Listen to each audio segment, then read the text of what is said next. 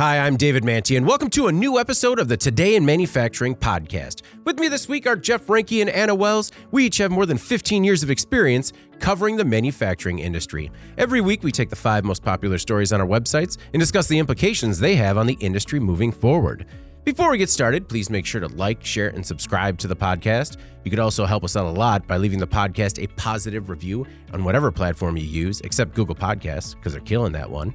If you want to email the podcast, you can reach any of us at Jeff, David, or Anna at IEN.com with email the podcast in the subject line. We're also live every Thursday at 2 p.m., so subscribe to @IEN Magazine on YouTube, and you can join us every week as we go live and mix it up with Doug and Mark and Jim. Who else is there normally? John. Who's not there? Yeah, who's not there? Yeah. Don't be the one that's not there. Jeff, how you doing this week? I am great, David. How about you? I'm doing pretty good. Embracing the pie day. Anna, how are you? Yeah, pizza for lunch. Pie day, that was exciting. I forgot about Pie Day, and then someone reminded me today, and I was like, yes, I could just get a free pass for whatever I want to do. No, That's round, I couldn't believe you're eating all that pepperoni pizza. Jeff, come on. The only thing that was disappointing was that the availability of 4 delivery pies within our delivery network was just very, well, it was none. It was none. It got here? Yeah. Oh, well, no. I mean, the pizza got here, like an actual pie. Yes. This is how the entire conversation started, where it was like, pies you like, pies you dislike, can we get pies to the office? What's the most disliked pie? Curious. I don't know. For me, it's like all but pecan. But and then everyone Yeah. was just kind of like throwing out pies like, do you like this one? I'm like, still a no. Mm-hmm. Smells great being made. Hard pass. Still a hard pass. How about you? Do you have like a favorite, least favorite? I'm not super into pie either. Yeah. I also like pecan and maybe a nice chocolate, like a cream pie or something. But cooked fruit is not really my thing. So see, there we go. We're at least we can meet on that level. For once, we agree on something. Yeah, we did consider how long it would take to cook one of those Costco pizza-sized meat pies in the pizza oven. Oof. Maybe 5 to 6 hours, but I'm willing to accept that challenge. Jeff, do you have a least favorite pie? I love pie. Love them all. Blueberry. Okay. My mom makes a pumpkin cream pie that's pretty amazing. Yeah, that's the one where I can have a slice of pumpkin pie and enjoy it. Great.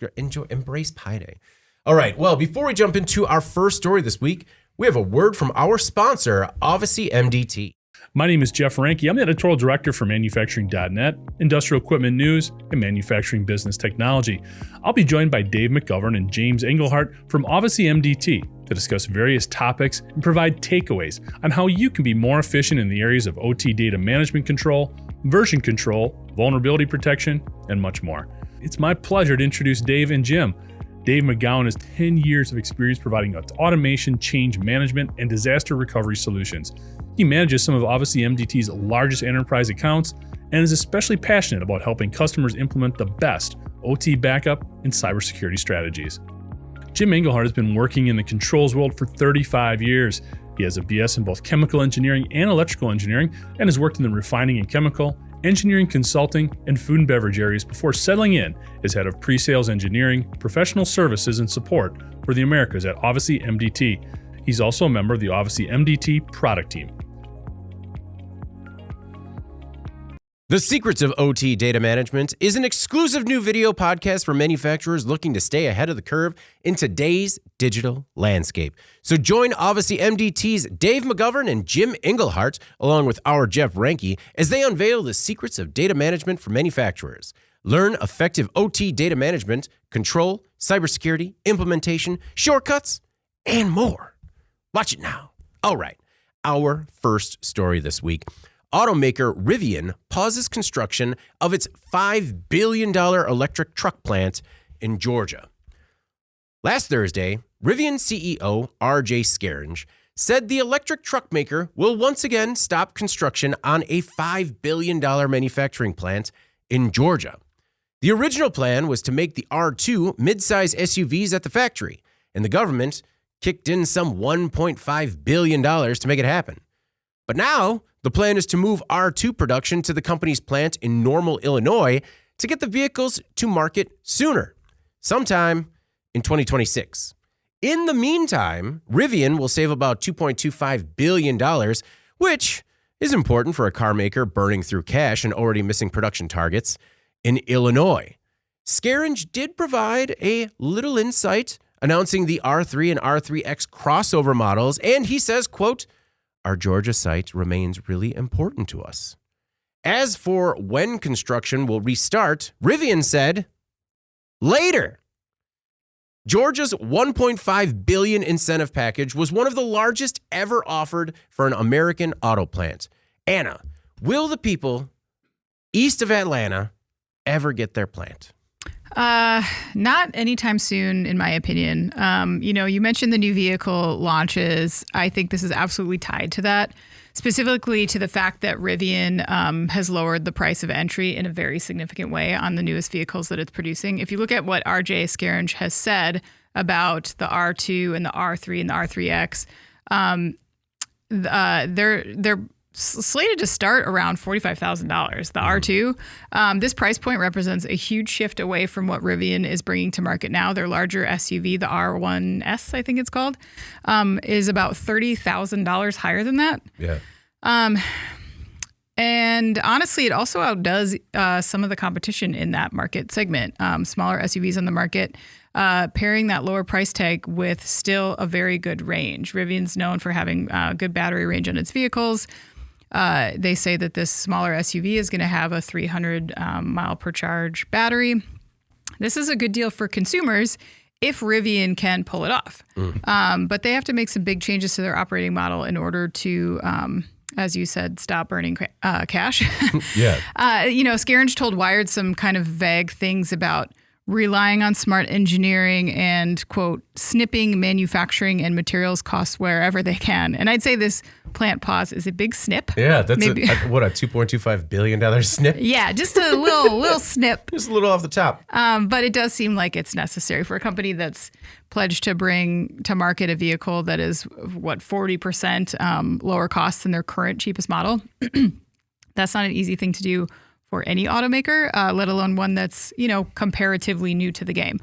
To put into perspective the difference in scale, Rivian set a new record in its 2023 Q4 with 17,541 vehicles delivered. GM delivered more than 625,000. So getting into these price wars is a far more painful endeavor for a company like Rivian than it is for an established automaker. So we can't expect that these types of market moves are going to be done without some collateral damage here. I think we need, Rivian has to make some very significant cost cuts to be able to function on this. It's just not possible otherwise to bring those vehicles to market at such a dramatically lower price and expect that they're going to be able to continue to operate. Well, isn't part of it too that, just the scale of a $5 billion build out to get the R2 out the door, like they need these cars to hit the market sooner. Well, exactly. That's another thing. And so if you're like sitting on that project waiting for it to happen whilst also dumping a ton of money on top of it, and then you have all these other fish to fry, you're right. They need to be there now. They don't have time to fool around for 2 years. And to be honest, their investors are not going to let them continue to burn through money without recouping some of that. And their plan to do so is with this lower price model. They just got to get it out. Talking about the share prices, Jeff, they went up 13% because of the R3 and the R3X announcements. That means, shares are now at about 12 and a half when they were once nearly $101 a share. But do you think that will hold? Is this just sort of a temporary fix for Rivian? And what do you think about whether or not that facility is actually going to happen near Atlanta? It's a really interesting convergence of a number of different factors. First of all, there's still a lot of backlash against this facility actually being built. Yeah. Okay? A lot of folks, we talked about this when it was being built. We talked about all of the funding that was being allocated towards it on a local level. Not everybody was for that. We still hear there was reference in the article to a lot of issues with water drainage and how that's not going to get better once you have this huge manufacturing campus in place. So there is still not an overwhelming amount of public support, I guess you could say, for this in this particular location. So you've got that dynamic here that's sort of maybe not working for it, I guess you would say, and things coming to fruition. The other thing is when you look at just the market factors. We've talked a lot about EVs and how there's sort of been a cooling. Well, putting that in perspective, We saw in 2023 a 40% increase in EV sales. That's a huge number. Yeah. So when we look at 2024, 2025, and they're saying that number's going to go down to 30 or 25%, most markets would be ecstatic if you're looking at that level of growth. Yeah. But it's 10 to 15% less than it was the year previous. So there's that fall off. And if we're trying to get to like a 50, 60% by 2030, we're not scaling that way right now. So I think that plays a big part into what Rivian is doing here as well. And it's unfortunate because really they've had production issues. Mm-hmm. There have been some things that have come to fruition. But when you look at the fact that they've put 50,000 vehicles out the door and the amount of issues they've had coming back, it's really, I think, been a win from a quality perspective. I don't think Rivian has huge concerns with the product itself. But when you come out and you double production and deliveries by almost 150% year over year, and you're not scaling fast enough, that's a really interesting economic challenge to try to hit, especially when you've talked about scaling up to 200,000 vehicles a year from a production perspective. Yeah. And that was done, and Anna alluded to it, and so did you, in terms of the stock prices. They were trying to get funding. They were trying to get more people behind this, build up their stock price, build up their valuation. That's how you get all of that critical financing to scale up, to do that. And with the stock price dropping, they have to do something. They had to come out and be positive about the new vehicle launches, but also show some economic responsibility or fiscal responsibility in terms of halting this huge $1 billion project down in Atlanta. So it was a convergence of a lot of things. I think the outlook for Rivian is still positive. I think this plant down in Atlanta is still going to happen. Yeah. Not sure when. I mean, there's already too much in place. I think the local officials there would look really bad. I mean, we saw this with Foxconn here in Wisconsin. Yeah. When you've got this huge build out and you've got this tiny building that's actually doing something. Yeah. And that's what they are facing here. I like I said, I think there is going to be the scale up. I think Rivian has done enough good things to justify this facility. Is it going to be 7,500 workers? That I don't think. I think it's going to be a smaller amount than that. I don't think they're going to meet all the requirements for hitting all the economic conditions that they got that, what was it, $1.5 billion for? Yeah. I think that will be scaled back, but there will be something there, I would say, in the next 2 to 3 years. Well, and there are a couple of things there, Jeff. Like one, talking about growing pains. I mean, it's good to see an EV automaker with the good kind of growing pains, but growing pains are still growing pains. And it's like difficult for them to navigate and like maybe try and find the other side. You're right. That site was supposed to create 7,500 jobs, make 200,000 vehicles. When the first phase was completed later this year, then there was the second phase, which was supposed to be done by 2030 and add an additional 200,000 vehicles per year. Now, you talk about the investment, and that's by the local governments. And that's kind of what like sticks with me, because you talk about how public sentiment was already kind of against this quite a bit. And now state and local governments have already spent more than $125 million to buy the 2,000-acre site. They cleared trees from it. They graded the land. That work is done, and the site was already turned over to Rivian. The state also completed most of a $50 million project in road work. And then they also gave Rivian a little bit more of a breather by extending it to the incentives package to 2030 to hit some of those goals. But I can't imagine that the people are going to be as patient when it comes to like, all right. I mean, as you said, like with Foxconn, like, hey, we did our part. We cleared it, we bought it, we got it for you. Do something with it. Put a nice skate park on there in the interim. Something. I just think that public sentiment might continue to shift, and I don't know. But hopefully Rivian stays going in the positive direction, because Rivian still has the Amazon deal, right? So yeah. Okay, so I think the one thing that helps the overall future status of this plan too is there's a very strong automotive infrastructure within the state of Georgia as well. I mean, I think it's the Hyundai plant over in Savannah that's actually growing still. So there is that, which is important for the automotive production. Well, and that was, there was a lot of talk about how closely tied the current administration is to the success and failure of this particular plant and what it might look for, or what it might look like. So a lot of people have a lot of eggs in this Rivian basket, and people might not be willing to wait around until 2030 to see cars start coming off the line. All right, our next most popular story this week. Tyson is closing an Iowa pork plant. Tyson Foods is streamlining operations. The next phase means 1,200 people in Perry, Iowa will be out of work as Tyson shutters a pork plant. The plant was the biggest employer in town, which has a population of just under 8,000.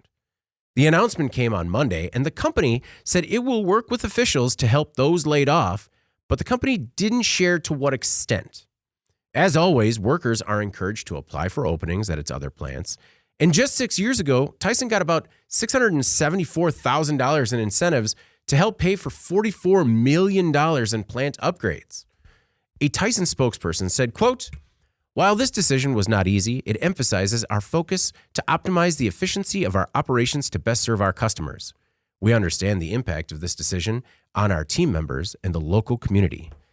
Anna, I don't know if Tyson really did understand the impact on this particular community because it has suffered some recent tragedies.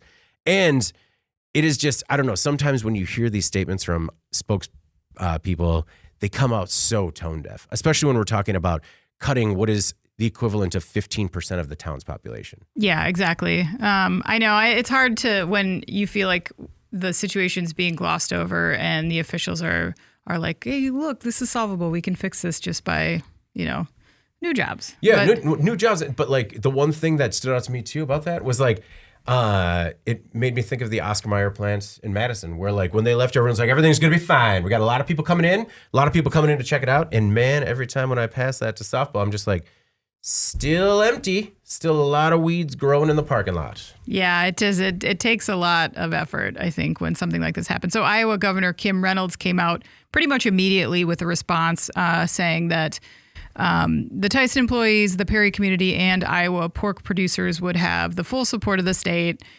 She added that the Iowa Economic Development Authority and Iowa Workforce Development stand ready to assist impacted employees with finding new jobs in the area as soon as possible. She also noted that there are more than 60,000 job openings on iowaworks.gov. Rolls off the tongue. Iowa Works. I said that right, I think. Mm-hmm. Iowa Works.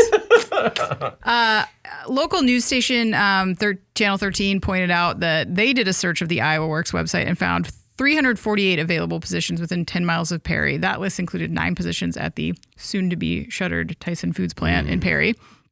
So say, 340-ish in the immediate area, not quite touching the number of people that are being laid off. I can appreciate the governor making a statement here, of course, but I just think it illustrates how these kind of incidents aren't as easily fixed as we want to think that they are. Not all opportunities are the same. Not all these jobs are going to be the same. They're not going to be a perfect match for people's skill sets or, availability. It's easier said than done. Mm-hmm. And it's not just about the jobs. It's about the loss of the tax revenue incurred by the community. It's the downstream impacts to other businesses where 1,200 people aren't spending their money on lunch and gas and coffee in that region. It's blight also, there's a lot to consider. Unfortunately, I just don't think it can all be solved by here is a list of new jobs in our state or here's a career counselor. Best of luck to you, which is typically how these things go. And, that's just not going to be enough to stave off some of these other related issues. And so I think states need to be working contingency plans, I think, into some of their business recruitment initiatives because we see this happen so often and often without warning. 6 years ago, this plant, Tyson spent $44 million to upgrade it, We've seen way faster falls than that. Mm-hmm. And especially when you're in a rural area, there's not always a bounce back. We've seen that in towns in our area where these plants sit forever empty. They fall into disrepair. The city's on the hook to, remediate the environmental damage and, they have to tear them down at millions of dollars in cost because they're so dangerous to have sitting there. I mean, that happens a lot. Yeah. So trying to look past just the hey, I'm sure maybe we can find some jobs for some of these people that are maybe equivalent, but we don't really know. Mm-hmm. I know they're trying to make it look like they have a handle on it and that it's going to be okay. But it's not a good situation. No, Janesville, Wisconsin. To your point, hopefully the community can rally. But I mean, it's something like this that could kill a community. When you talk about some of those downstream effects, trucking companies, other pork producers in the area, feed suppliers in the area, a lot of them are all going to take the hit. And Jeff, I mean, yes, they do have a site. Oh, and one other point I wanted to say, and it was that like a lot of times, and we're guilty of it too, is we say like, hey, as long as you have manufacturing skills, there's never been a better time to find another position. But sometimes like the logistics of that. The logistics, right. And people own homes, and maybe that's not so easy to unload at the price that you want to move to a community that is otherwise a 45, 50-minute commute there and then back. Like, it's just, there's more to it. Like, your kids go to school in that town and no one can pick them up. Like, it's not so easy to say, like, well, you just find another job. I'm sure there's plenty around there. Yeah. There's more to it. Yeah, really, you're lucky to be laid off now. So, Jeff, they have the site and they do have the workers, as we said, but it has been kind of an increasingly competitive landscape. And this is a 384,000 square foot pork processing plant. And I can't imagine that is something that is easy to retrofit for anything other than pork, maybe food related. It's not like they're going to turn around and turn this into a furniture manufacturing facility. I mean, if you're going to go that route, it's easier to go from food to something else than from something else to food, because you have to have all those hygienic considerations and everything else in there, different types of material handling equipment that is more specific to that product. So I think you could go the other way more easily. I think what I was really focused on here a little bit was just Tyson itself, and kind of disappointed in a company this size not being able to handle some of and granted, it's been a very uneven ebb and flow when you look at supply chain right now coming out of COVID, especially for food processors. We've talked about this a number of times, how the margins are super tight. Everybody in a lot of the big players in this specific industry faced the need to increase wages for their workers. Yeah. But then they also didn't account for the fact that everybody was at home, eating from home, prices for meat products went up. Yeah. They could charge more for them and they were selling a lot more. Coming out of COVID, then everybody's like, hey, we don't have to sit at home anymore. Plus, there's a lot of different options in this particular product sector. So, I mean, Tyson has been shutting down a fair number of plants in the last year. They lost over almost $400 million the last quarter. Couple this with the fact that they have been paying people more. And as recently as 2022, I mean, they were touting on their website how they paid more than $50 million in what they call thank you bonuses and over $100 million in wage increases to hourly workers. So when you factor in the fact that you're selling less stuff at a lower price than you were before, and then you're paying your workers more, this stuff is going to happen. But there should have been greater foresight, in my opinion, on Tyson's side to see some of these things coming and adjust sooner to avoid these sort of dramatic layoffs, there just have been greater foresight. I mean, we talk a lot about this in a lot of the white papers we cover and some of the other things that we do for some of our clients, where they're touting these solutions focused on using tools like artificial intelligence and other database-driven or data-driven products to help forecast and control your supply chain to avoid these types of situations, because this is going to turn. The demand is going to come back. Tyson is going to recoup at some point, and then they're going to be struggling to find workers and find themselves in a very similar situation where they can't bring in people at the right price point because everything else is competing with them throughout manufacturing for these workers. So it's disappointing for a company that size to face this type of situation repeatedly over the course of the last 12 to 18 months. The other thing that really caught my attention, and I did not understand, this was in a USA Today article where they talked about one of the reasons that they targeted this plant for shutdown was because of its size and age made it difficult to add a second shift. What? I don't know. I don't know. What? I don't know. Maybe what does it's that mean? Too big. Like, I have no idea. Like, I mean, you're talking about tone deaf before. Yeah. That really, what? I don't know. Like, maybe it's too big to add a second shift with maybe that was like pared down stuff. I don't know. I'm grasping I cannot at like the one understand. straw I can Plus, think you're of. shutting a place down and you're saying, well, we couldn't expand there, so we had to shut it down. Yeah, well, and also, did you say the age of it? I mean, they just put $44 million into it 6 years ago.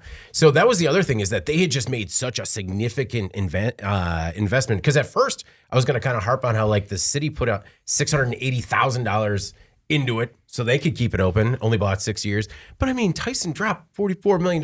You would think that with that kind of investment 6 years ago, like they could find a way to make this facility work. Yeah. Did not. A lot of weird comments coming out of a company that should just know better. I don't know. One thing that stood out to me is that it's a pork plant. And you talk about how things were so inflated during COVID. Like pork prices during COVID were so bananas that you could not buy pork outside of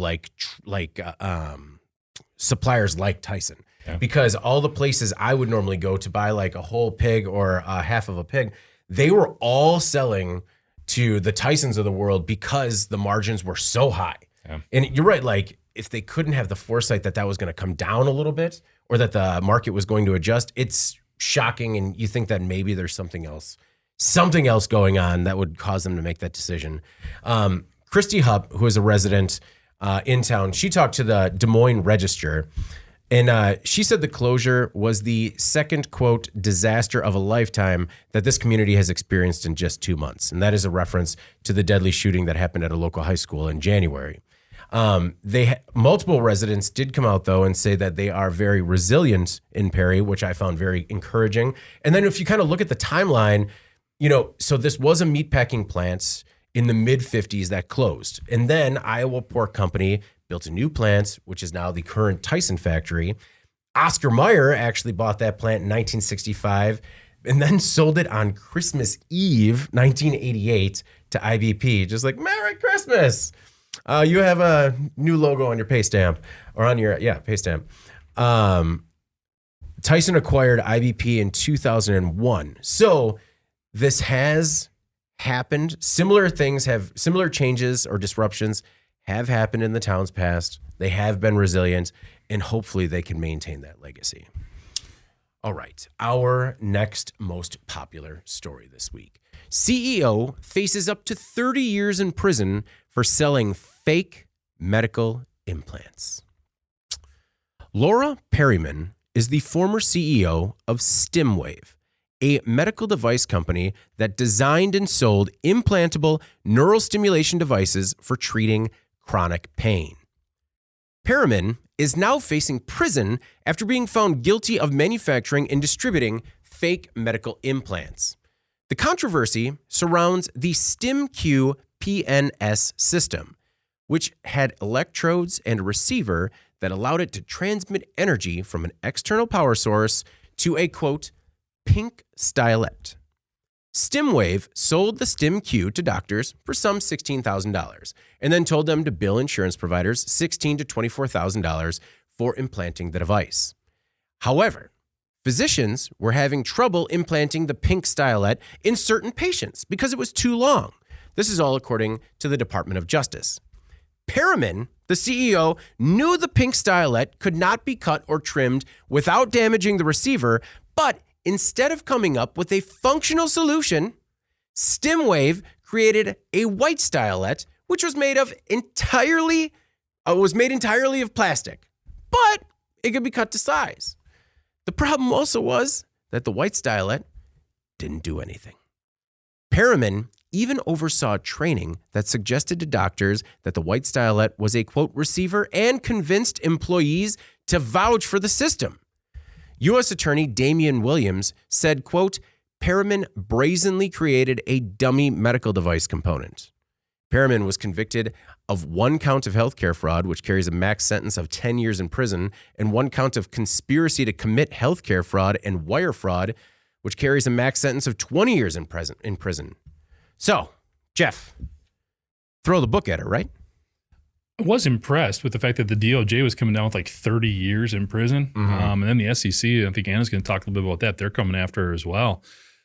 It does feel like maybe we learned a little something here. I mean, reading this, I couldn't help but think about Theranos and Elizabeth Holmes. Oh, yeah. And everything that happened there. And the fact that if they could have gotten onto her sooner, how much that would have avoided in terms of just all the false hopes, I guess. I mean, fortunately, that didn't get to a clinical level where people were depending on that to the point where, I mean, this woman even had Joe Montana posing with her as far as like a case study, I guess you could say. So, I mean, it's crazy, especially when you look at the fact that her original product worked.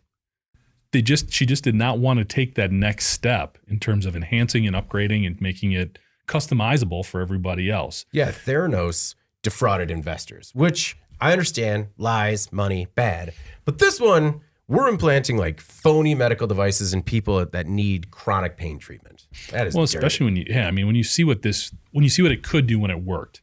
When the pink one was used, it worked, and there was nothing, it got me too, you make fun of me about that thing that leads to the thing, but I can imagine doing this story back in 2010 when this came out, thinking about, wow, what else can we do here? Anybody who knows anyone who suffers with, arthritis pains or joint pains or anything else, you could see this being a solution. And then also having the promise of that solution and then getting the phony one basically implanted into your body. Yeah. I mean, let's not just sidestep that. It wasn't just that it didn't work.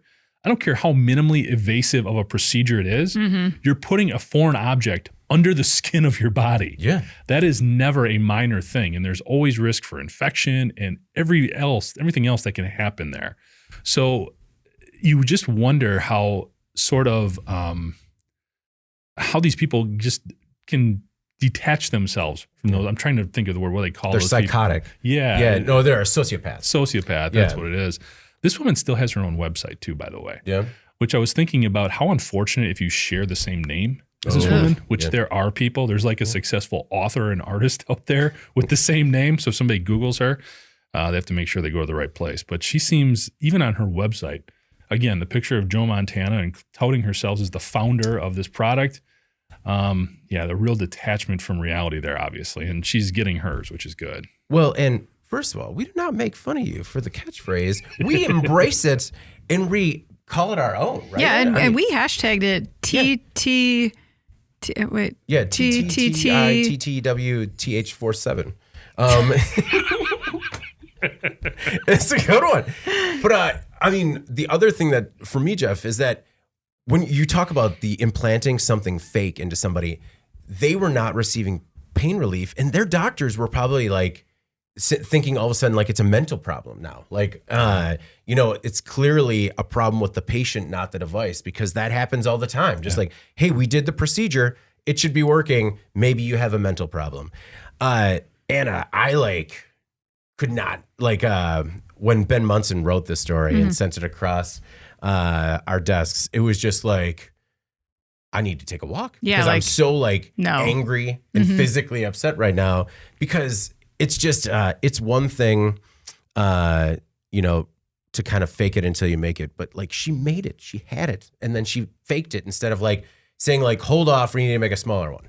Yeah, and that was honestly maybe the most disturbing thing to me, is that she and this company, they didn't begin as charlatans. This was a real deal medical device company that produced an actual functional product. And to your point, I thought that was a great point about, chronic pain sufferers notoriously, voice that they are not believed by their doctors, or, that they suffer in silence for many years, and people think it's, neurological or psychological or whatever, but having nothing. It's disappointing, And you look at somebody like Laura Perryman, who kind of took it upon herself to fabricate this new product in response to what sounds like a market need, all the lives that were impacted by this. And I think secondly, and, I didn't think about this at first, but so Stimwave filed for Chapter 11 in 2022. And a company called Curonics, which is a peripheral nerve stimulation company, actually acquired Stimwave's assets late last year. Stimwave had voluntarily recalled this PNS device, but Curonics still offers a PNS system called Freedom PNS. It's great. And then you think about how many people probably look at this product and maybe it could be helpful to them. And they probably second guess that based on this entire scandal, thinking okay, the people at the helm of this product, even the product managers and the designers and stuff who were so easily influenced by this person who ran the company, because she did kind of encourage them to lie about the functionality of this white stylet, which did nothing. Yeah. Which is baffling to consider how you as a professional could be you know what? Yeah, this is fine. We should put this to market. It really causes you to second guess the capabilities of this company to begin with, and second guess the technology, even though by all reports, the original technology, I think, was fine. Yeah. It just didn't fit everybody. Yeah. So unfortunate too that there's going to be some downstream to that of people saying like, you know what, I don't trust this technology, even though maybe they could. So I don't know. The other thing I wanted to add to this, and you mentioned this too, Jeff, the consequences here were in this criminal case were important. There could be more coming down the line, which to me, I think is significant based on how brazen this was. But the SEC has its own case against Perryman for, much like Theranos, defrauding investors. Part of this was due to how she had allegedly repeatedly claimed to investors that the entire system was FDA cleared, when in fact the company had never submitted the white stylet for agency review. So outside of these criminal charges, I would assume that she will also be hit with a hefty financial penalty at some point here as well for the millions of dollars that came on this sort of false pretense of what this product could do and how it was regulated. So more to come. I think she deserves every penny and every day coming, for what she did here. This is just outrageous. Did either of you see, was this brought by a whistleblower? Because you bring up a great point, Anna. Like, I mean, yeah, it's one thing for her to go down for encouraging employees to vouch for it, but it's another for the employees to be like, well, you know what? Laura said go with it, so all right, we're selling the white stylet. I mean, their salespeople, their engineers, their staff. I mean, even the marketer who had to create the brochure for the white stylet. Like, I feel like everyone's kind of complicit with this one. Right. Like, how much did everyone know, and how are they responsible for that as well? Yeah, I don't know. I don't know exactly how this came down, but. So the StimQ was a neurostimulator system designed to treat chronic pain by providing electrical currents to peripheral nerves. Now, it was part of the problem was that doctors were buying these, finding out that they wouldn't fit. That's the pink stylet. And then they were kind of stuck with the bill. And that's how all this kind of started to spiral. One of the things that could have very simply been done in the interim is Perriman also could have just lowered the price and made it easier for doctors to absorb the cost if and when they didn't work, or worked out a different plan other than, no, you know what? Keep billing the insurance company.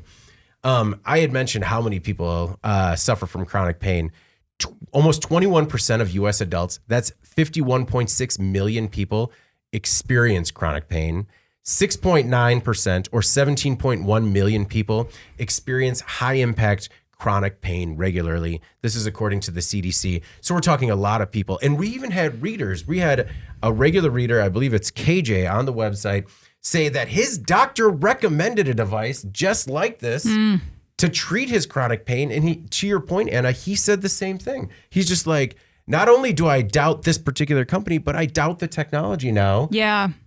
I mean, even though who knows these people that are suffering pain? I know that, like, I recently saw how many opiates my grandmother was on, and I'm just like, oh my God, there's got to be a better way. You know, like, it's there has, like, they actually had a real solution to help people, and they kind of corrupted everything. Yeah, exactly. Yeah.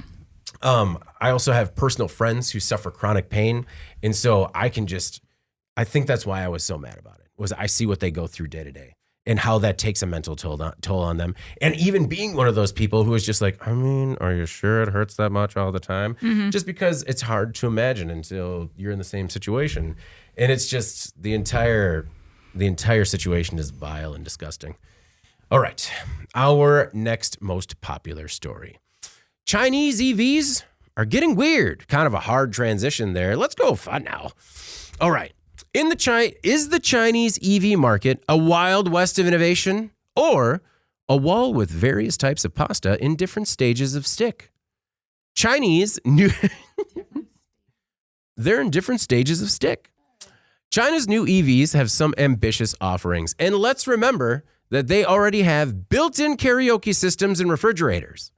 We previously saw BYD's U8, which has a body control system that allows it to drive on 3 wheels if you get a flat or a blowout, and it even offers up to 30 minutes of emergency flotation. Well, now the U8, which is about $150,000 US, can also deploy a drone from its roof to capture real-time aerial videos of the trip. The drone docks and charges itself upon arrival and is controlled by the infotainment system. Then there's the Xpeng G9 SUV, which has a sleeping kit that flattens all of the seats and inflates an air mattress, for a quick snooze. BYD also has a steering wheel that can be detached and used to play video games on the car's display. The driver uses the pedals for gameplay, but automakers insist the games only work when the car is stationary and the engine is off, which is important because you've taken the steering wheel off. EVs have even teased a car-mounted fishing system. Like, this is a full fishing system that you pull up to the lake and it kind of deploys the entire line. It basically casts for you. It's just, I don't know how that's fishing. But they also have an in-car plant care system that harvests water from the roof in the car's cooling system. Jeff, when will enough be enough for Chinese EVs that are getting weird, man? Yeah, those are pretty weird. I'll give you that. I think in a lot of this, I think what BYD is doing is they're sort of reasserting their place as the market leader in the biggest market for their product. Okay. When you look at Chinese EVs, that marketplace is 4 times the size of the US. They've been selling over 1 million electric vehicles since 2018. We just hit that mark last year. Okay. Yeah. So electric vehicles in China are a mature product. It's not like here where we're not sure where it's going to fit in and all this other stuff. Range anxiety, not a thing. Okay. That's the way their culture is built. So when you look at that, when you take it from that perspective, in terms of BYD being the biggest EV maker right now in the biggest market in the world, and they're also making inroads into Europe, they're throwing out some crazy stuff to maybe assert the fact that we are the leader. Yeah. Look at us. We've, to use their sort of perspective, we've mastered the simple stuff. We've got this car thing down. Yeah. Let's make this about lifestyle. Let's make this about hitting any possible need you might want from your vehicle. I think that's where it's going. Is it weird? Yes. Okay. All this is completely unnecessary. It was not a misleading headline in any way, shape, or form. But again, I think that's what it is. Again, it's a different type of marketplace. They're the leader in it, and this is how they're sort of asserting that. I definitely had flashbacks to the Homer Simpson car, though, when you were mentioning some of this stuff. The only thing they're missing is the bubble in the back seat for the kids, so you don't have to worry about listening to their arguing. Man. You know what? Talk about looking at that episode with a different perspective these days.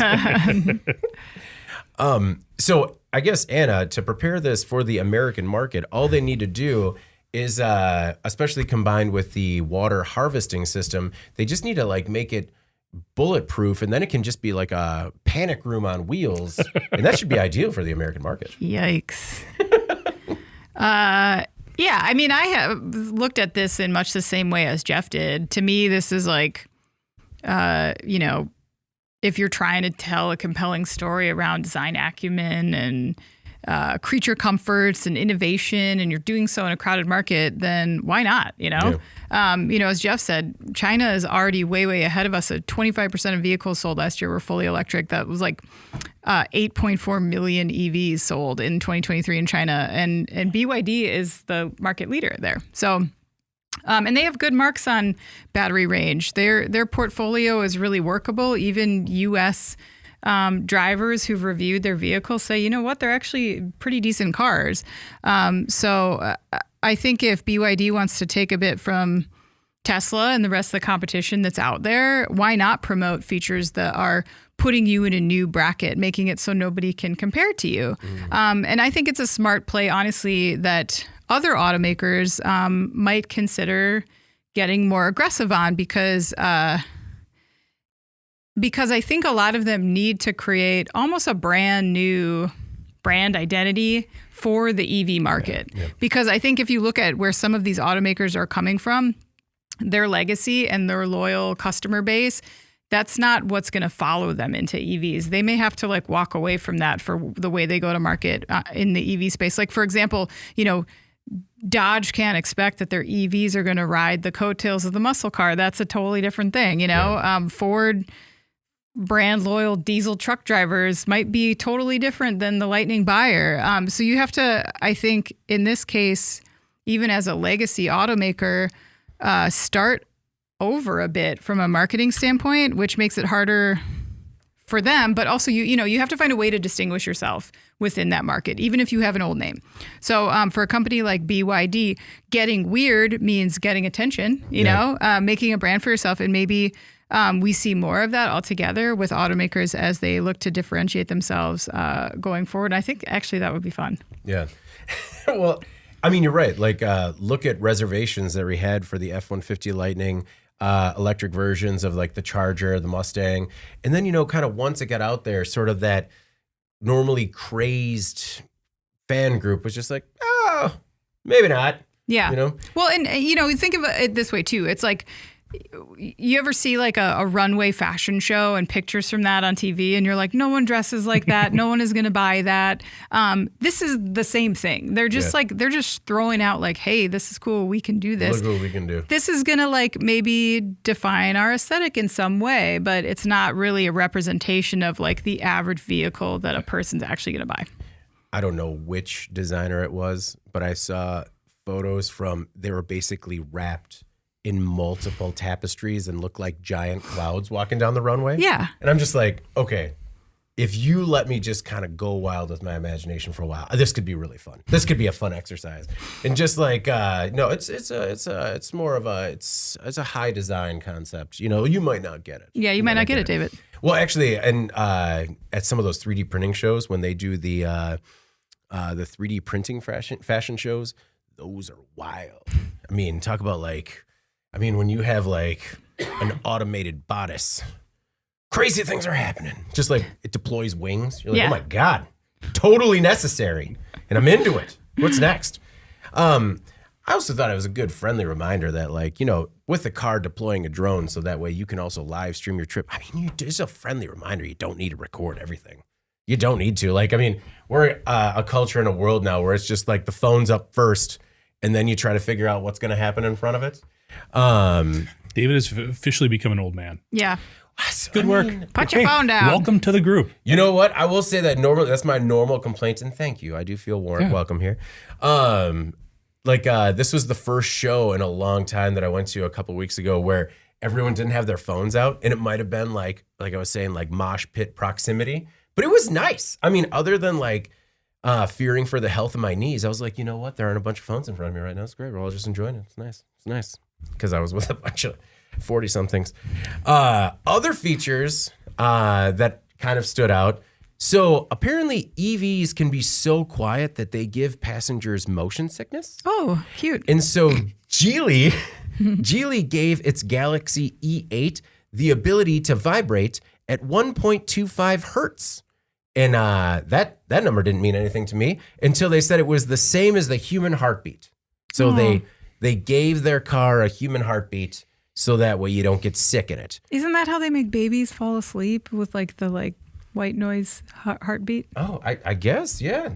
No, I mean, be careful in there. I mean, stay alert, everyone. Parents have been relying on the kids falling asleep and the babies falling asleep in the car for years, and this will just help that. This will help. Turn on the car's heartbeat. The Li Auto L series has built-in massagers, which again, talking about staying alert, it's hard to imagine that. I mean, I know that I fall asleep during every massage, so that's a problem. And the Rox Motor Polestone 1 has a rear-mounted kitchen and sun canopy combo.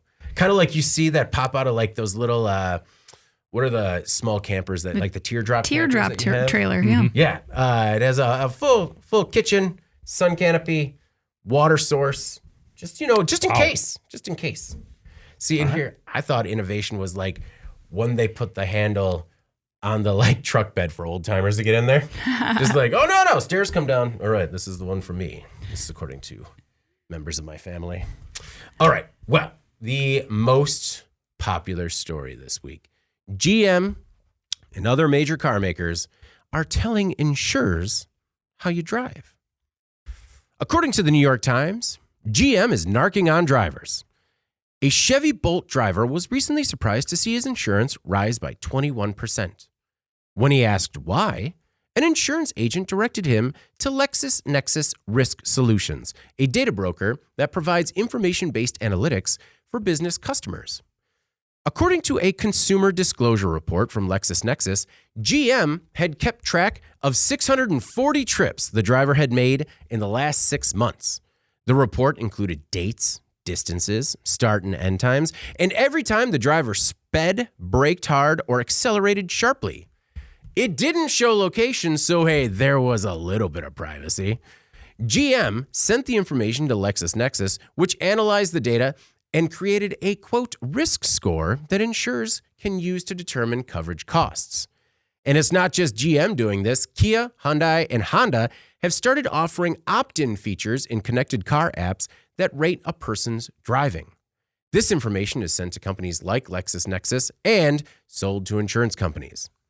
While customers must consent, the language is often hidden in standard terms and conditions. For example, GM's OnStar Smart Driver feature. In this feature, the company says the service is optional and the information, quote, may be used to obtain insurance quotes. So, Anna, this story, like the one previously, got me a little fired up as well, just because there's something about opting.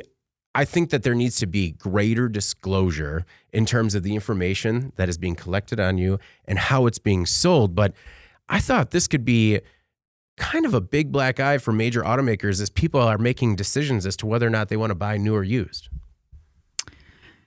Yeah, it was funny. I read the comments underneath this story after it was posted, and I think every single comment used the term Big Brother.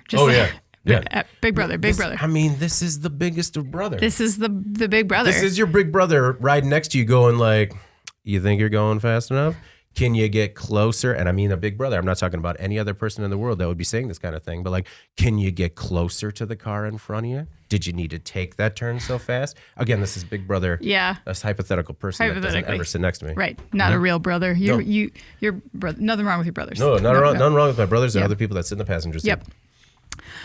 So look, I think like foundationally, some things about this make sense, but the way it was executed was not my favorite. You have to look, I think, at what the objectives are. And for the insurer, that is to make sure that they don't spend more covering vehicle repairs and replacement than they get in return in insurance premiums. Very basic concept, makes sense, right? But to me, it was like, why not make this program much more above board and more carrot, less stick? Because ultimately, I think I'd rather know that my driving was being evaluated and, if good, lower my premiums versus getting unknowingly busted and then watch my rates go up. And when you do it that way, I think it feels like a trick and it really angers people. And in this case, I think the average person understands what an insurer's business model is, but sneaking in consent in like the standard terms and conditions forms, and we all know that nobody reads that, and that is not lost on the automaker or the insurer. Yeah. They know that too. Yeah. And to me, that just feels like a gotcha. Like they don't want you to know until it's too late. And I know people are limited with insurance in some cases of who they can work with, but you are less limited with your auto brand of choice. And so there's going to be a whole contingent of people that I think would gladly seek out alternatives, to your point. And that's where they would choose to spend their money. And for a company like GM, you have to assume that this is a worthwhile revenue stream. However, consumer pushback could make the ROI on that a little bit trickier.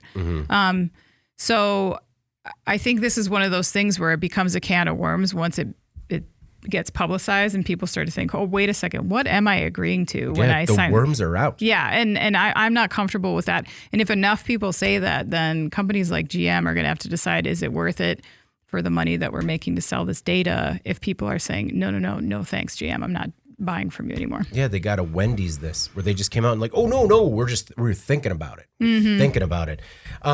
This made me think of your health insurance, right? How you can get a discount to go to the gym. And I'm just like, well, what if they put in the terms and conditions that they could see how often and for how long you would go to the gym and then use that information to raise your insurance premiums. And then I thought, oh my God, what if they're already doing that? Because that just sounds like the exact same thing that's already happening. So, conspiracy theories aside. Could you be more paranoid about this one? Wow. I am paranoid about it. So for me, my interpretation was enough already. But are people going to concede? Like, we are a market that trades on our data. So is this enough already? Or is this just another step where people are like, fine, take it. I'm not doing anything wrong. Well, I would agree. First of all, there needs to be greater transparency. There's no need to hide it in the terms and conditions. But two things are you need to read that stuff. Okay. I mean, we're in that age where you do need to take a closer look at all that stuff. The other thing is whether it's an app on your phone, the Bluetooth setting in your vehicle, or whatever the case is, anytime you use one of those, you have to realize in this day and age, you're opening a door. And this, when you look at OnStar, it's tracking where your vehicle is located. Okay. That's an open door that can be hacked into, looked at in any way possible. So the more of this data-driven applications, mobility that we want and we want to utilize, we're leaving ourselves susceptible to this type of situation. Now, you shouldn't have to worry about General Motors pulling one over on you and selling your data to Nexus and insurance companies. I would agree there. But we do have to have this greater awareness. And when we talk about this type of data flowing in and out, yes, it can have a definitely negative ramification, which was this person here being surprised by a hike in their insurance cost. It can also have a positive ramification as well in terms of identifying people who are safer drivers. Or if you have teenage drivers like me, maybe a little bit of, if you want to call it Big Brother or whatever, people knowing that they're going to see when they are speeding, driving irresponsibly, and that's going to impact their insurance. That's not the worst thing either, but it should be optional. I agree you should have to opt into it, but there are pluses and minuses to it. The other thing I'd throw out there is right now, if you have what is called or referred to in any way, shape, or form as a connected car, in other words, you use Bluetooth, there can be upwards of 25 megabytes of data flowing out of your vehicle every hour. That's the equivalent of like 6,000 downloaded songs. So there is a bunch of this information out there, and I worry when the more of this type of stuff we have, the more security concerns there are. So not only does it raise up questions about should this data be shared, but is it being secured and protected? So the security I understand, but the other is like in terms of assessing risk.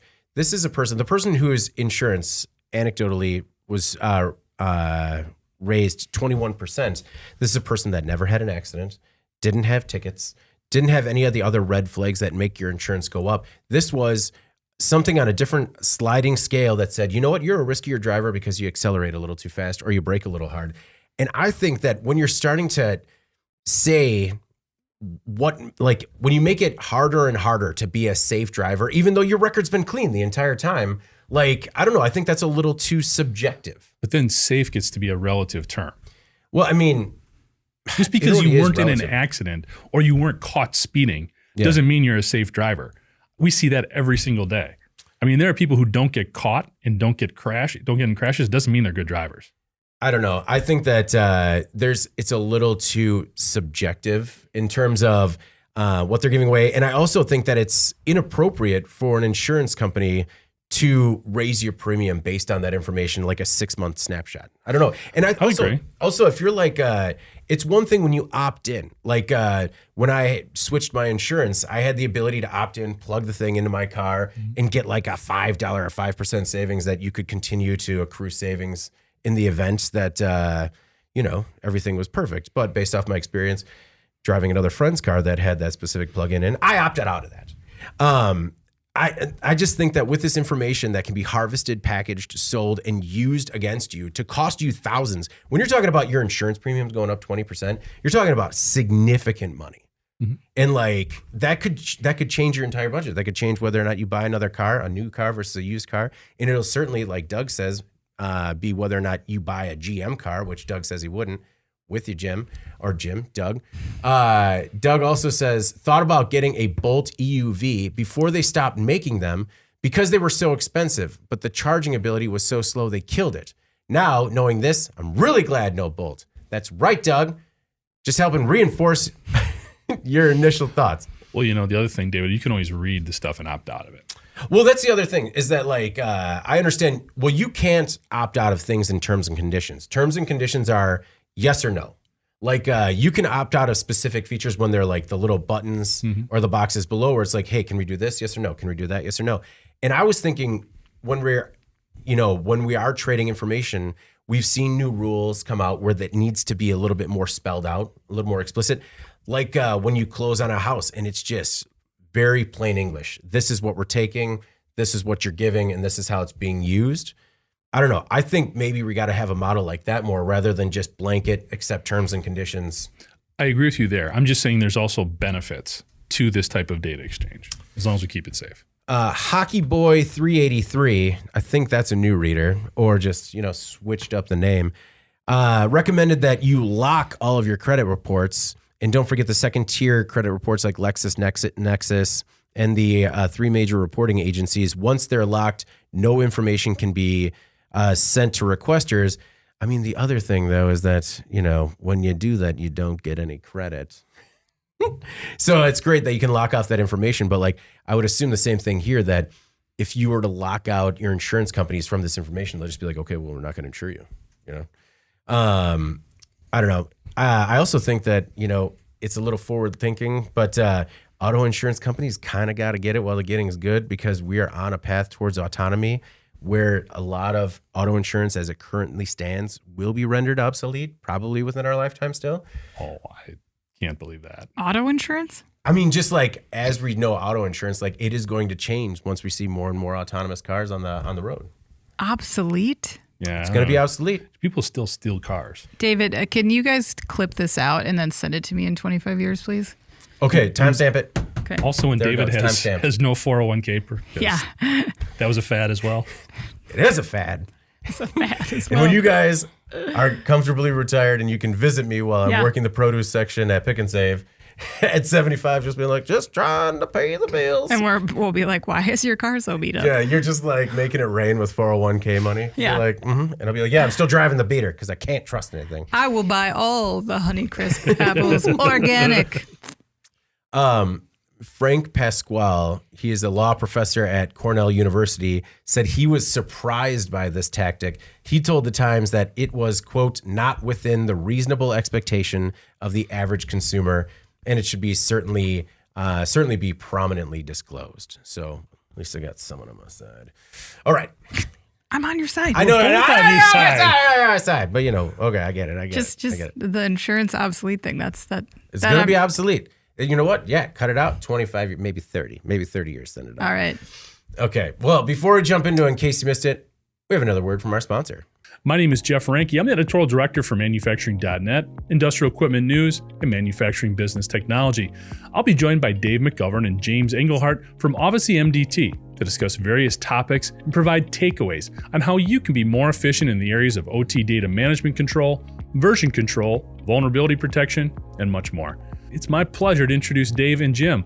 Dave McGowan has 10 years of experience providing automation, change management, and disaster recovery solutions. He manages some of Obviously MDT's largest enterprise accounts and is especially passionate about helping customers implement the best OT backup and cybersecurity strategies. Jim Engelhardt has been working in the controls world for 35 years. He has a BS in both chemical engineering and electrical engineering and has worked in the refining and chemical, engineering consulting, and food and beverage areas before settling in as head of pre-sales engineering, professional services, and support for the Americas at Obviously MDT. He's also a member of the Obviously MDT product team. And we're back. The Secrets of OT Data Management is an exclusive new video podcast for manufacturers looking to stay ahead of the curve in today's digital landscape. Join Obviously MDT's Dave McGovern and Jim Engelhardt, along with Jeff Ranke, as they unveil the secrets of data management for manufacturers. You can learn effective OT data management, control, cybersecurity, implementation, shortcuts, more.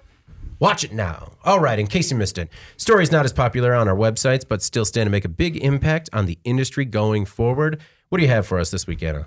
I selected a story titled Chemours Execs Allegedly Manipulate Cash Flow to Influence Bonus Pay. I was actually kind of surprised this didn't make the top 5 this week. I was shocked this didn't make the top 5. All right. Well, in case you missed it, everybody, 1 week after chemical company and the maker of Teflon, Chemours, made headlines for placing its CEO, CFO, and controller and principal accounting officer on administrative leave, it was confirmed that the execs were accused of participating in efforts to make the company's cash flow look more appealing than they actually were. The execs reportedly looked to delay payments to vendors that were supposed to be made at the end of 2023. Simultaneously, they sought receivables that were not due until the beginning of 24. The committee also found that similar actions occurred in 2022.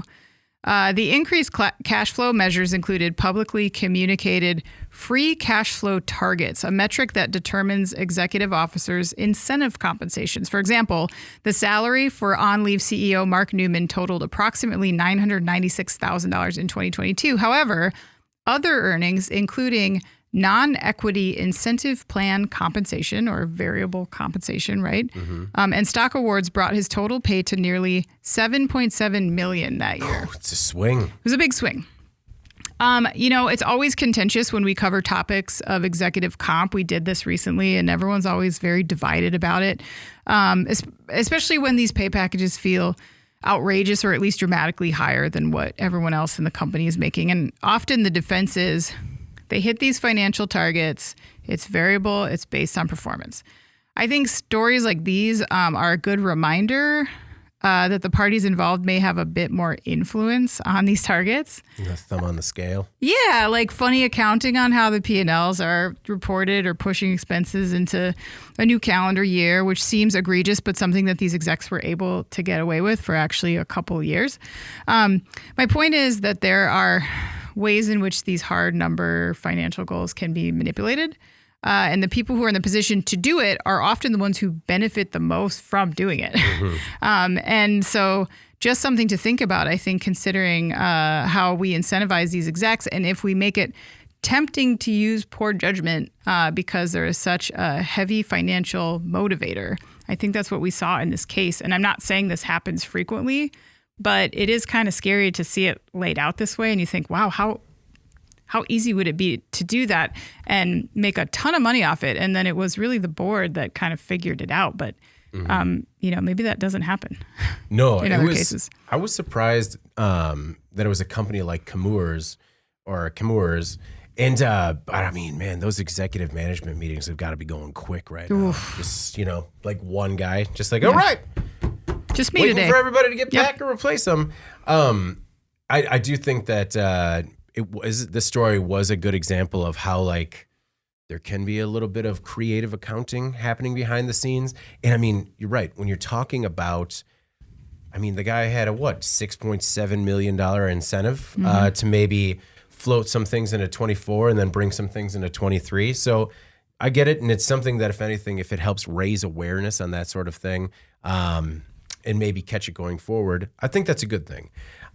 Jeff, you don't think it's a good thing? I would agree. Oh, I thought you were smiling. I'm like, what is he coming out against it? Like, no, just drop it in there. I think that's a good thing. Yeah. I'd agree. Hey, if they can figure out how to do it, if they can do it the right way, then they've earned it. That is a good thing. If you're not cheating, you're not trying. Just like. So this had to go against like, what do they call it? The generally acceptable accounting principles or something like that. The app? Yeah.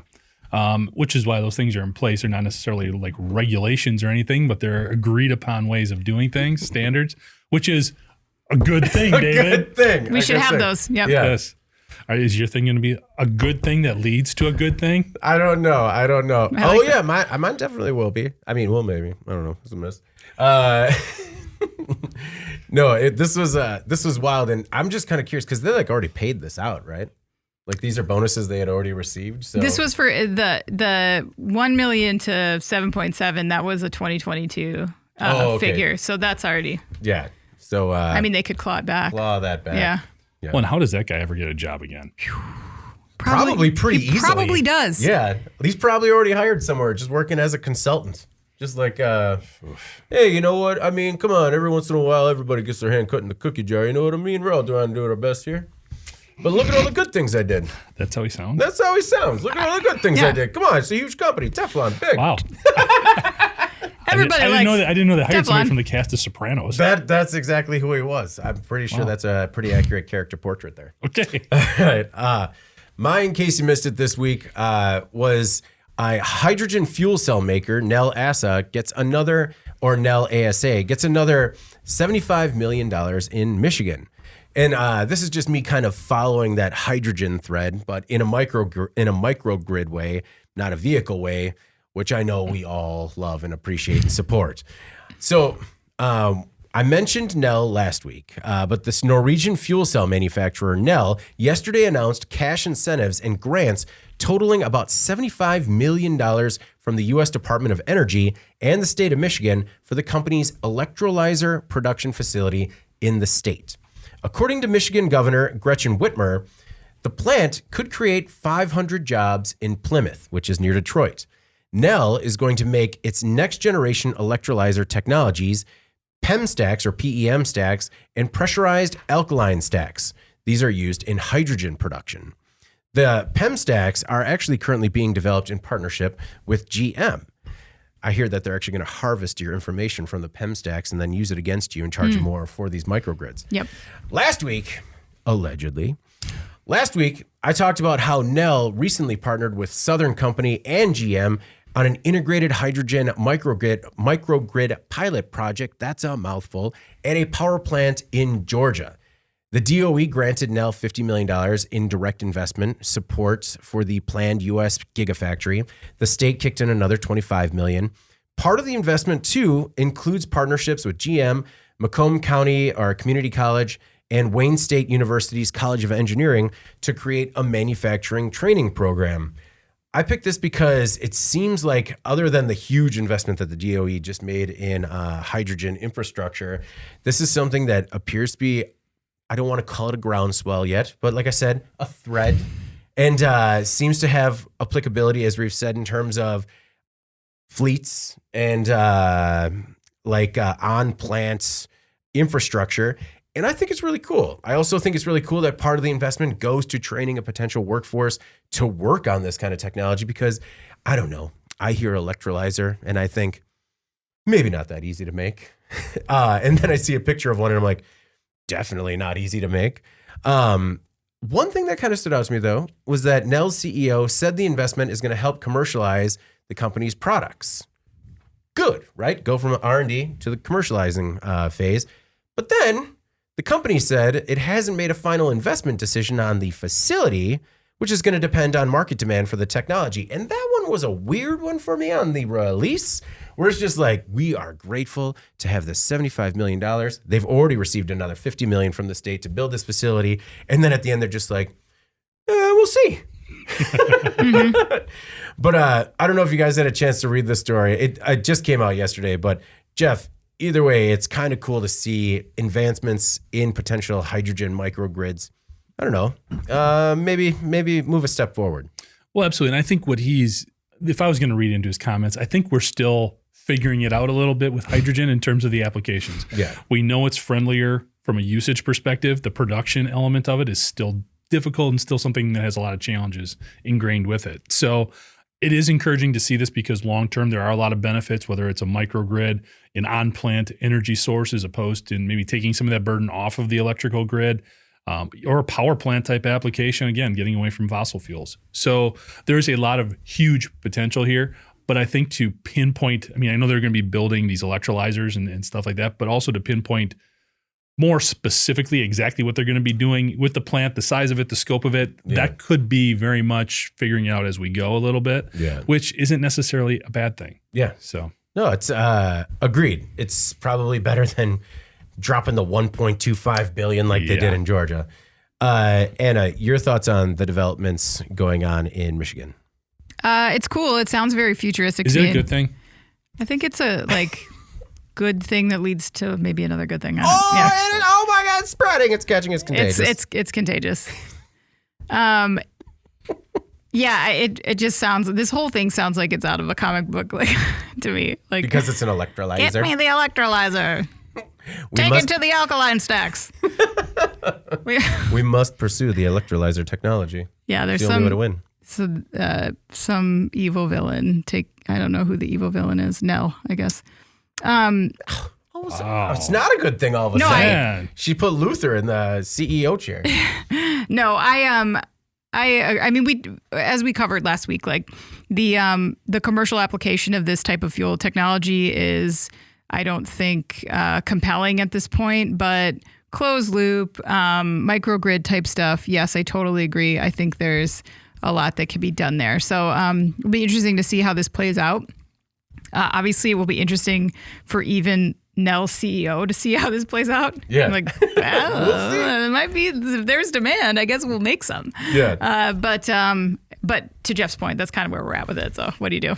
Well, and I understand, like, when picking, and in case you missed it, it shouldn't just be like, yeah, what we just said. In case you missed it. Yeah, see episode 160. All right? Done. Bring me the electrolyzer. Jeff, what's your in case you missed it this week?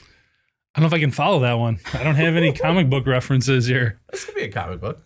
So I picked a story talking about the UAW Southern strategy, and basically what it's talking about, it's something we've discussed before in terms of coming off of the big wins that they had off of the last strike, now really focusing on a lot of those plants that have really just kind of blown up over the last 25 years in the southeastern part of the country, and the UAW making a concerted push.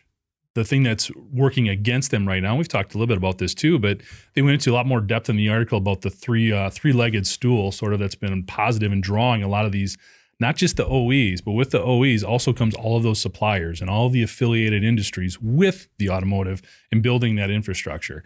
So they always talk about having a great workforce, being able to, people that are ready to work, also a very friendly working environment, which includes no unions. Mm-hmm. So if we bring those unions in, what does that mean for the future of a lot of these facilities down in this part of the country? And they talk about the UAW's 30-50-70 rule, which I guess I hadn't heard before, but they talk about workers signing union cards. And once it hits 30% at a factory, the UAW announces publicly that they're organizing a campaign.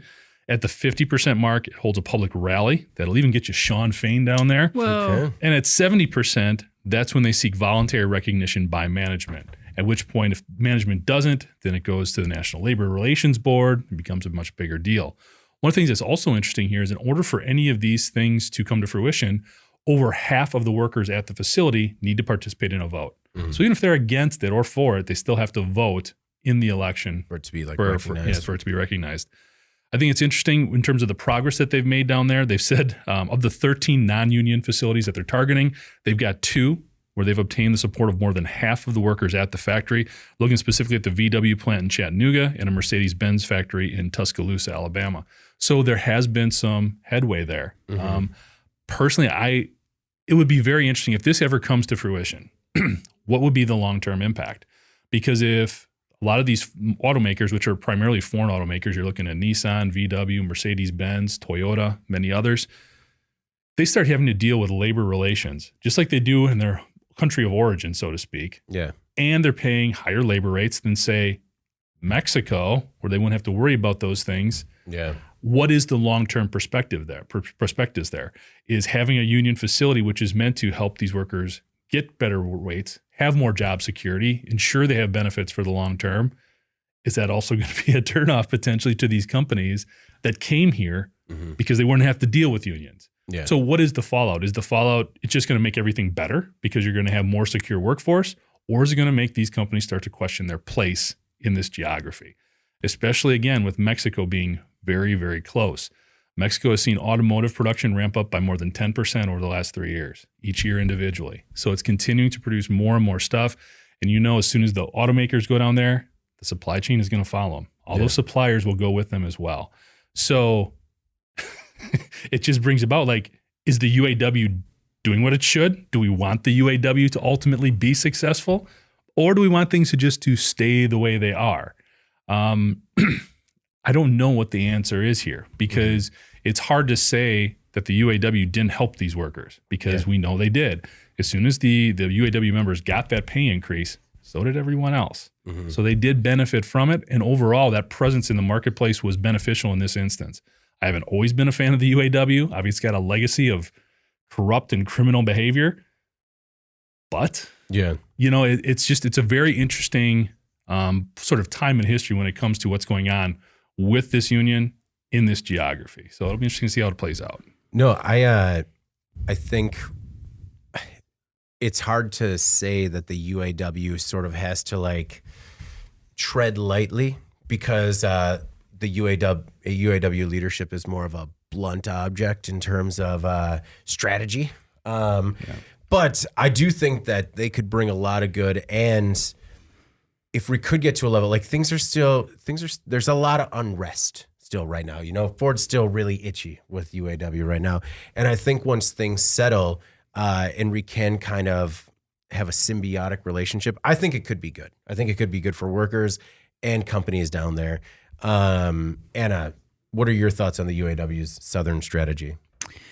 Yeah, I think you both raise a lot of good points. I mean, it's certainly something that you need to keep in the back of your head of what is maybe an unintended consequence. However, I do think that that's what they want that to be a deterrent, right? The automakers. And I also think the other thing you have to remember is like, I don't think Volkswagen and Mercedes and stuff only came over here because they didn't want to deal with the unions. I mean, there's other benefits to being on American soil with your production. There are, regulatory things. There are tax incentives. There are, you don't have to deal with the border.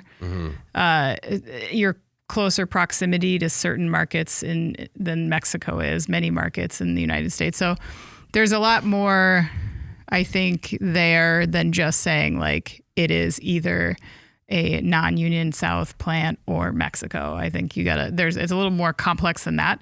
But yeah, I mean, I certainly do agree that it could be a factor in this. And, you've seen a lot of automotive companies start to move south.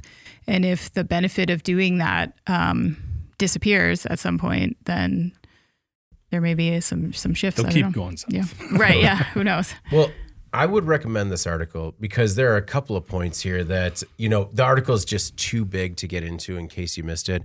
In case you missed it. But one was like, I was surprised with how politically charged some of the unionization efforts became in the South in terms of like where governors came out and just flat out said, made threats. And it crossed party lines. That's what was interesting to me as well. So I would definitely recommend reading UAW's Southern strategy just to get a better idea of the full picture as to what's going on and kind of the implications surrounding it. All right, let's get into final thoughts before we get out of here. Anna, what's your final thought? Okay, so today, right before the podcast began, David gave me a TV show recommendation, which I immediately shot down. Yes, just dead in the water. Because it doesn't sound like something I'd be into. It was what was it called, Yellow Jackets? Yellow Jackets, yes. Yeah. We just finished season 2, and it's a wild one. So I do need to start. We do need to start like a new thing. Yeah. But you're looking for something new, just certainly not that. No, what I wanted to say is I'm getting out of my comfort zone is a good thing, I think, and I have done that a few times in the last couple of years with great results. So I'm going to try to just go with whatever. So if anyone's got recommendations, I've seen very little. So you don't assume that I've already seen it because I probably haven't. If you say everyone's seen that, it's like except for me, probably haven't. So feel free to send those along. That would be great. And I'll give Yellow Jackets a try. Just give it a try. It's not, like I said, it's not a binging show. I didn't binge it because it's just like, you know what? I'm going to take one. We're going to analyze what happened. We're going to talk about it. We're going to quietly watch a comedy.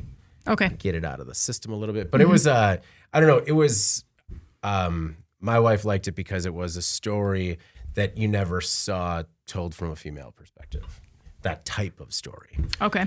Doug says, watch Daredevil. Agree with Doug. Yes. What is that, a movie or a show?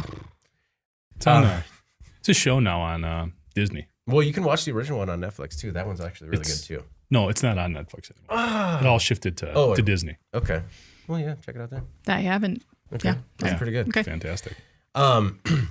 My final thoughts this week were last weekend, a bunch of friends got together for the annual Arnie Zerbel Memorial Bowl-Off, which was a good reminder that even playing 9-pin, I'm not a bowler. And it was also a good reminder that sometimes, if the shirts are a little thin, you need an undershirt. Otherwise, the team photo is nearly unpostable because it's so nipular. And it's also a good reminder that getting together with friends to fight a good cause, which is actually the Memorial Bowl-Off is named after a good friend's father. He was the first fundraiser. It was for him, Arnie Zerbel. But every year they pick a different family and raise a bunch of money for these families that are fighting cancer. And this one in particular happened to be like a pro local bowler. So the bowling alley was bananas. Oh, man. They needed like a circus tent full of raffles, to which I only won one, and it was not great. Not a second T-shirt, which is what you really needed. Yes, not a second T-shirt, which is what we all as a group needed. It's like when you go to take that. Did you have like a Fanatics jersey type situation It was a Fanatics jersey type situation where like we all went to, every year we take a photo, everyone together, and it's just like, but like everyone wanted to stand behind everybody. Just like, you know what, you get in front. You get in front. Why don't you turn the flash off? Yeah, but just like when these opportunities come up, it's good to go out and like support friends and family, and for any cause, it really makes a big difference, even if you're just buying a $5 packet of raffle tickets, to which you can win a package of dog treats that I didn't even remember putting it in the bucket. The other was that, we mentioned it was Pi Day. I was kind of curious, is Pi Day like the original STEM day? Because it was like the first time in like grade school when they emphasized mathematics, and then everyone like as a competition tried to see how much of pi they could memorize. Oh, and we didn't do that. Yeah, I was going to say, when did Pi Day become a thing? Yeah. Like probably around like 5th or 6th grade for me. Actually, it was probably middle school, where like all of a sudden I was like, hold on a second. There's a Pi Day and you're going to bring us pizza and pie, and all I got to do is math? Is that when you started to hate fruit-filled pies? No, it was long before that. Long before. Whoa. Wasn't the connection to math? No. I'm weirdly good at math. But like, it was one of those things where they're just like, you should pursue a career in this. And I'm just like, I will never do that. Nope. Sorry. But I don't know. I just thought it was cool. It was like, in my memory, it was like the original STEM day, because they never emphasized science, technology, and math outside of like a science fair. And like Pi Day was the first STEM memory that I had, which is like, what is it? Like revisionist history. It's not like when it first happened, I'm like, you know what? This is a good STEM education, STEM curriculum. Only in hindsight. Jeff, what's your final thought this week?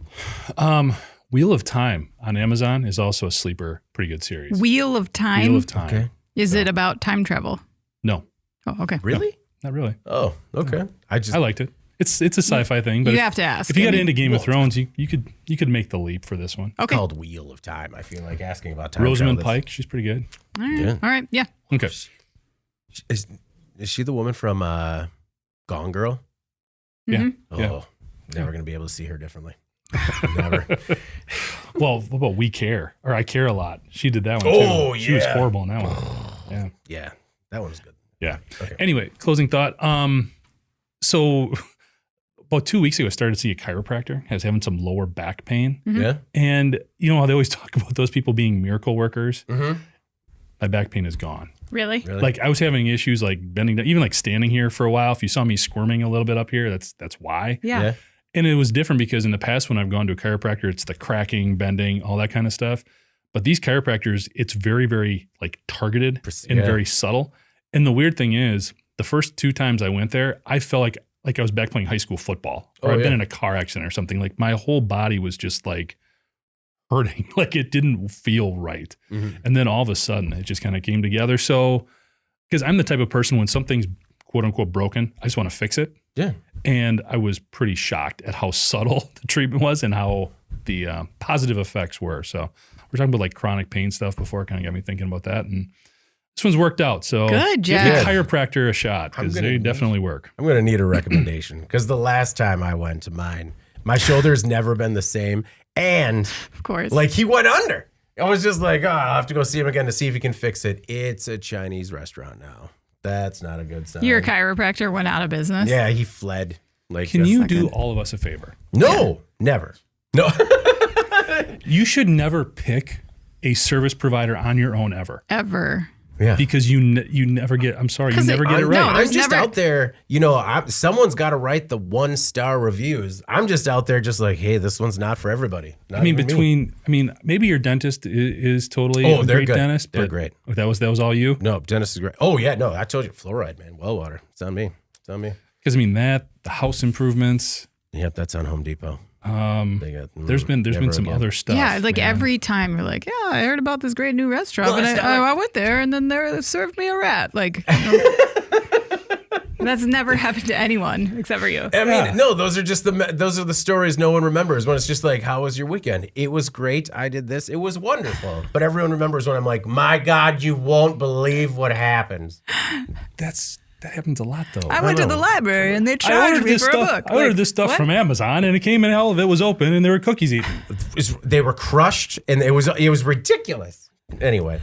So I will reference this chiropractor. Okay. And because my wife referred them to me. And I was maybe a little skeptical because, again, I was waiting for the whole crack and everything else. And not that, but definitely works. No, my wife, Carrie, is also like probably in the exact same stage where she's still in the car accident stage of a new chiropractor. And I was like, just kind of like waiting in the weeds, like, was it going to be all right? Because I would like to. The first time I've had success with chiropractors, it was just that last time. I was like, all right, everything's broken again.